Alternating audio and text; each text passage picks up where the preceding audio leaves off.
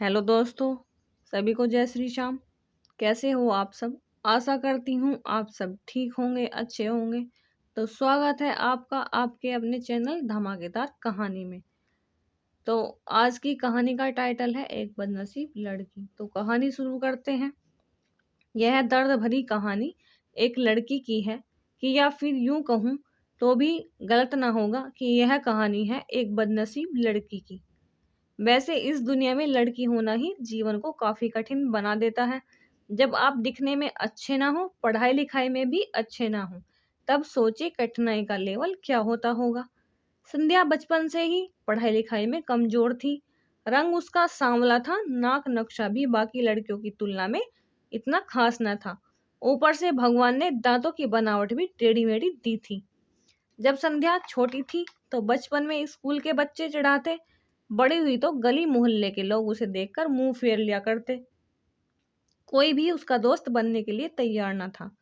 उसके रिश्तेदार भी कुछ उसके उसे खास भाव नहीं दिया करते। बस एक उसकी माँ ही थी जिसे उसकी सूरत या लुक्स से कोई फर्क नहीं पड़ता। माँ संध्या से संध्या माँ से बेहद प्यार करते। दुनिया भर की आलोचनाओं की सकती थी माँ संध्या के लिए। जब कोई उसे डफर बोल देता या कोई उसे बदसूरत बोल देता, जब संध्या को शादी के लिए देखने आए लोग उसे बिना पसंद किए लौट जाते, यहाँ तक कि जब खुद के पापा मनहूस बोल देते, तब माँ ही तो थी जो उसे समझाती कि लोगों के बोलने से क्या होता है, तू तो मेरी प्यारी बेटी है। भगवान के किए इतने सारे अन्यायों के बावजूद संध्या जीना सीख गई थी। वह खुश रहना सीख गई थी।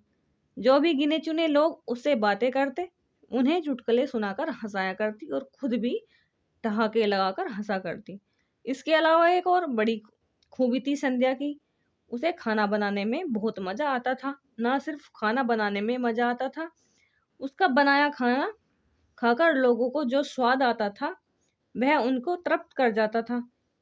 और उसमें अपने आप तो नहीं आया था। दुनिया की ठुकराए जाने के बाद उसे अपना सारा समय खाने की रेसिपीज की किताबें, रेडियो शोज और टीवी चैनल को समर्पित कर दिए। संध्या की तारीफ तो कोई भी नहीं करता, लेकिन उसके हाथों के बने खाने की तारीफ वह हर व्यक्ति करता जो उसे चखता। इस गुण की वजह से संध्या अपने आजू बाजू की औरतों में फेमस हो गई, क्योंकि जिसे भी खाना पकाना सीखना है या कुछ नया पकवान बनाना सीखना हो तो वह संध्या के पास आती और संध्या भी खुशी खुशी उन्हें सब सिखा। उसके पास आने वाली औरतें अच्छा खाना बनाना सीख जाती, लेकिन लाख कोशिश करने के बाद भी संध्या के हाथों का वह जादू तो तृप्त कर जाता, वह कोई ना सीख पाता। संध्या की जिंदगी इन्हीं उतार चढ़ाव के साथ कट रही थी। एक बार फिर से माँ बाप ने जी तोड़ कोशिश कर एक फैमिली को संध्या को देखने के लिए मना लिया था और अगले दिन लड़का संध्या को देखने आने वाला था। संध्या को इस बात की खबर होने पर वह दुखी और गुस्सा हो गई थी कि बिना उससे पूछे पता नहीं क्यों माँ बाप लड़कों को बुला लेते थे और उसका मजाक बना देते थे। माँ ने संध्या को समझाया था कि ऐसा ही होता है, कोई भी बेटे अपने माँ बाप के यहाँ हमेशा नहीं रहती, उसे एक दिन शादी करके जाना ही पड़ता है। अगले दिन संध्या सुबह सुबह ही लड़के वालों के आने से पहले ही सच समझ कर कहीं निकल गई। उस दिन लड़के वाले घर आकर माँ बाप को बहुत खरी खोटी सुनाकर गए थे। वैसे भी पापा को संध्या पर हमेशा ही गुस्सा रहता था, लेकिन उसकी इस हरकत ने उनको गुस्से से पागल कर दिया। उस दिन पापा ने संध्या का सारा गुस्सा माँ पर उतार दिया था, यह कहकर कि एक मनहूस बेटी को जन्म देकर भी तुम्हारे मन नहीं भरा था, इसलिए उसको लाड़ प्यार देकर सर पर बैठा लिया है। हमेशा अपनी बेटी को बारे में गलत बोलने वाले से नाराज रहने वाली माँ आज खुद से नाराज हो गई थी और वह उस संध्या के वापस आने की बेसब्री से राह देख रही थी ताकि अपना गुस्सा उस पर उतार सके। सूरज ढलने से पहले संध्या घर पर लौट आई थी। उसके चेहरे पर एक अजीब सी खुशी थी। हाथों में एक चेक था और एक सर्टिफिकेट भी।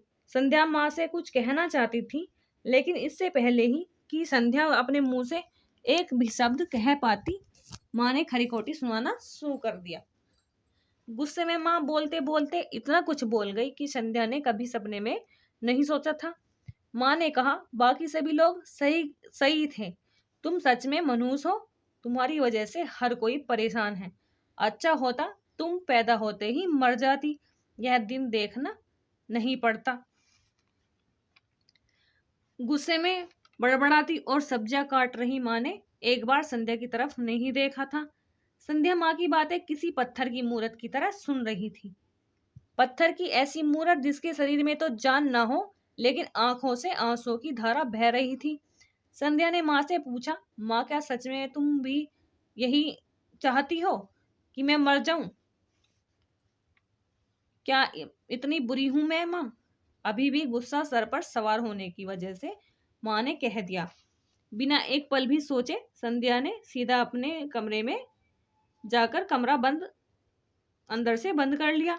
2 मिनट बाद गुस्सा थोड़ा शांत होने पर माँ को अपनी गलती का एहसास हुआ तो संध्या के रूम की तरफ गई।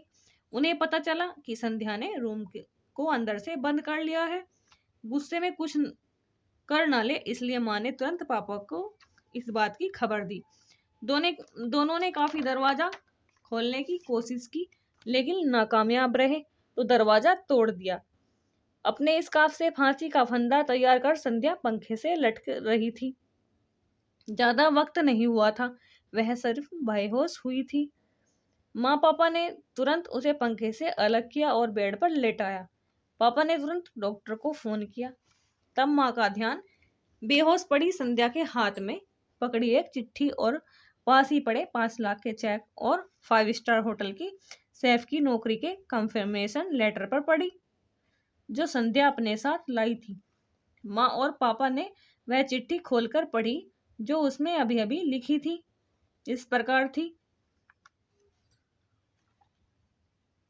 मम्मी और पापा, मैं जानती हूँ मेरे जन्म से लेकर आज के दिन तक मैंने ऐसा कुछ भी नहीं किया कि जिस पर आप गर्व कर सकें, लेकिन मैं आपको बताना चाहती थी कि आज मैं खाना पकाने के नेशनल लेवल कंपटीशन को जीत चुकी हूँ और यह 5 लाख का चेक मुझे प्रथम स्थान पर आने के लिए मिला था।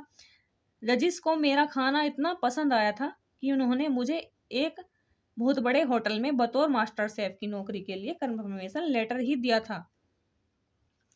पूरी दुनिया मेरे खिलाफ है, मुझे इस बात का कोई फर्क नहीं पड़ता और ना ही बाबूजी की कड़वी बातें मैंने अपने दिल पर ली थी, क्योंकि मैं जानती थी बाहर से सख्त दिखते मेरे बापूजी अंदर से मुझे बहुत ही प्यार करते हैं।